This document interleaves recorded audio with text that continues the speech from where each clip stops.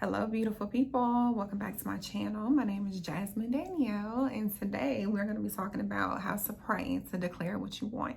Yes, y'all. Today we are talking about how to ask for things you want via prayer. Now, I know starting out in my journey, I really didn't know how to pray, or I didn't think that I was praying correctly. I was just having a conversation with God. I didn't know exactly what to say. There's not a blueprint to prayer. You don't have to know exactly what to say. Ask for what you want, declare what you want, and here's how you can do it. And I'm telling you this because it worked for me. So let's get right into it. One thing you want to do is give thanks ahead of time. I usually start my prayer asking and declaring what I want, and I end it thanking him for the blessing that I just asked for. So I'm giving him thanks ahead of time. So asking and then thanking ahead of time is showing a gesture of good faith. You're letting him know, I have my faith in you. I'm thanking you for everything. What I just asked for, I'm giving you thanks for everything I already have, what you're about to bless me with. You have to understand and make sure that what you're asking for and what you want is feasible and can be done. But you also have to realize that you have to put action behind your request. And what I mean by that is you can't ask for $1 million when you're at home being a couch potato and you're willing and able and capable to go out there and get a job, to go out there and work towards $1 million. If you're not working towards it, why should he give it to you? Because you don't know what to do with that $1 million if you had it. You're not even taking care of what you have now because you're showing you're not capable of it. So it's different if you were in school and you had a job and you were working, you're starting a business, you were building yourself up to this $1 million. That's showing that you're willing to work and you're putting forth the effort to get this blessing. Think of an investment. When you invest in, let's say, a $400 vacuum cleaner, you expect for years to come that this $400 vacuum cleaner is gonna suck up everything. It's gonna pick up everything. Like, you wanna get your money's worth. So this guy, you're his investment as well. He wants to get his money's worth as well. You have to show God that his investment will not go to waste.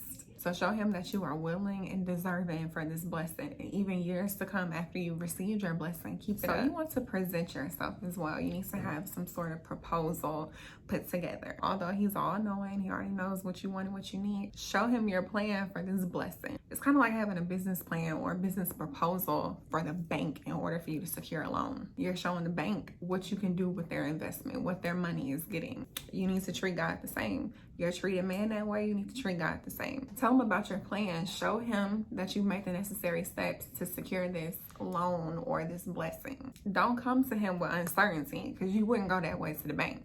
You ain't go to the bank and be like, okay, I need $100,000 because I want to open up a bakery, but I don't know what's going to be on the menu. I don't know what area I want to be in. Have it laid out. Clear plan. The biggest thing is that you need to declare what you want.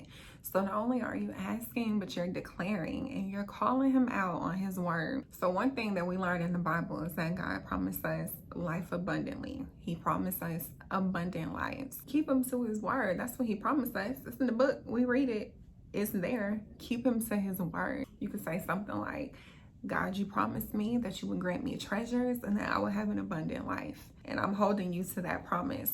I pray that you bless me with whatever you need. Even after you declare it, you not have to walk in faith. This is kind of where the manifestation comes in, and your acts of faith. You're walking in faith. After you've declared it, you're now walking in it. So after you have asked and declared what you want, start walking in it. Walk like you already got it. You have faith. You know that God's gonna come through for you. You know he's gonna show up and show out in a tremendous way.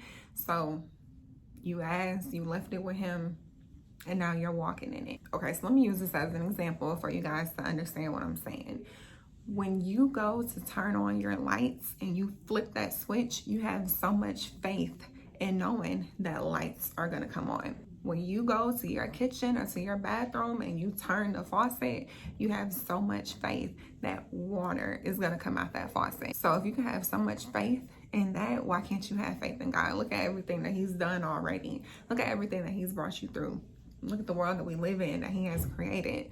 Have faith in that. He only asked for a mustard seed of faith. Think about how big a mustard seed is. That's all he asked for. Bring your jar faith. This is what I call jar faith. I always say I have a jar of mustard seed faith, because if he asked for this much, well, guess what? I got this much, and I know he's going to deliver. Carry your jar with you.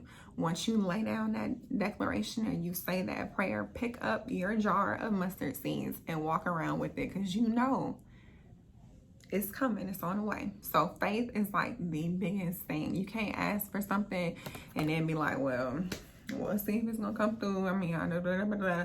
No, you know it's gonna come through. So act like it. Walk around in it, walk in it, carry a jar. You have to have patience, okay? Patience. Patience. Patience. You have to have patience. Patience. You are not gonna pray Monday and Tuesday when you open up your eyes, it's $1 million on your doorstep. You have to have patience.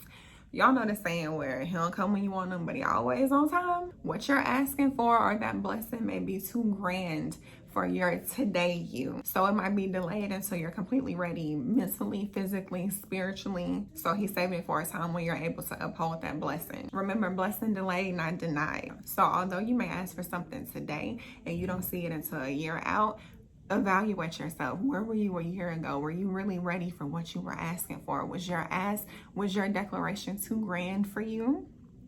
Ask yourself, the blessings that you receive from the things that you've asked for, do that. I want you guys to do that as an activity. Look back at the things that you asked for, the time that you asked for them, and when you got them, and just evaluate where you were at those times. Just a little sidebar. And this delay, you may not notice until you're given that blessing. Like, you know how some people say, man, I remember the days I used to pray for this. And now it's coming into fruition years later when they're ready, when they've built enough stories for their testimonies, when they've done everything that they need to do spiritually and physically, when they've started to walk in faith, when X, Y, and Z, he's saving them for you until you're ready. So once you pray, you've said amen, now you gotta take some action. You have to do actions before, you gotta do actions afterward. Faith without works is dead. So don't think that, okay, I did this and I didn't ask and now I can go. No, you still got work to do. So you need to lay out a path for yourself and take the necessary precautions to make sure that you can uphold this blessing. Don't fumble your blessings now. So for example, let's say you want to buy a house. Yes, you can be blessed with a house, but you also have to put in the work.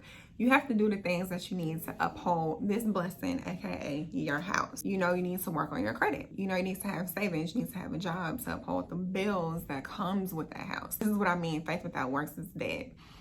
Because you asked for it, you believe he's going to give it to you, but you don't got a job to pay the bills that comes with this blessing, that comes with this house.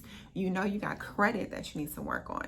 You know you got to have a job in order to pay these bills. Imagine him blessing you with this house, knowing everything that comes with it. You sitting there, you ain't got no electricity, you ain't got no furniture because you can't afford this house, or you haven't taken the necessary precautions to make sure that you can uphold this house, to make sure you can furnish it, to make sure you have savings in case the water heater go out or you need a new stove or anything like that. So you have to put in work.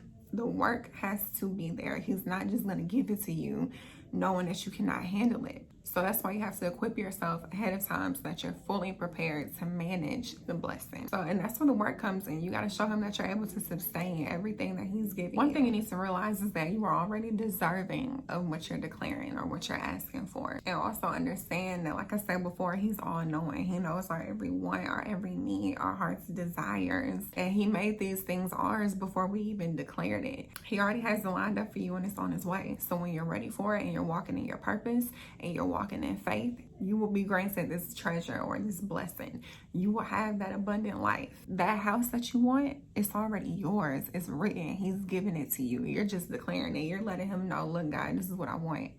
I know you know I want it. I know you already got it for me. And with him knowing everything is already lined up for you, it's on the way. Don't worry. You know it's coming. That's where your faith comes in at. You're telling him, you know what?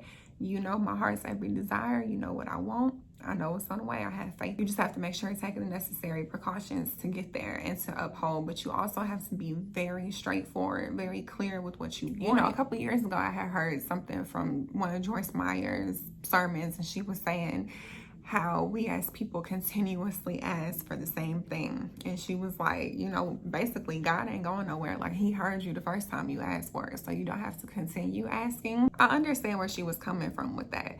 And reason why I say that is because before I was asking for something that I wasn't ready for, and I wasn't taking the steps that needed to be taken for me to get it. So once I grew tired of asking for something that he not giving me, and I started to work towards it to get it myself, is when I was granted it. And I noticed, like, dang, okay, had I done this before, I would have been granted that. So you only gotta ask him one time, and then go out and do your preparations. Walk in faith, carry your mustard seed jar, and you'll be granted your blessing. But you also have to realize that you have to be ready for it. You might be ready financially, but mentally you might not be capable of upholding that blessing. So you have to be aligned with everything and aligned and one with him. So that's something else for you to consider when you're declaring or asking for something in your prayer. The biggest thing that I want you to get from this, that I hope that you learned when asking, is that you have to declare it, you have to walk in faith, you have to be patient, and you have to be aligned. But another thing is you need to remain focused. Focus on that blessing. You can't prepare for something, ask for it, and then move on to something else. You got to show that you're still capable of taking care of what you asked for yesterday. So you can't ask for $1 million Monday, Tuesday ask for a house, Wednesday ask for a car. It don't work that way. Be steadfast in what you're asking. What I mean by that is work on one thing at a time. One blessing at a time. Okay? So I hope you guys learned or took something from this video. If you would like for me to make another video or give examples as to how you can pray, comment down below. I would not mind making a video about that. Don't forget to like and comment, share this video with a friend, let them know what your girl is doing over on YouTube. Subscribe if you have not subscribed. Hit that bell to be notified whenever I post a video, and I will see you guys in the next video.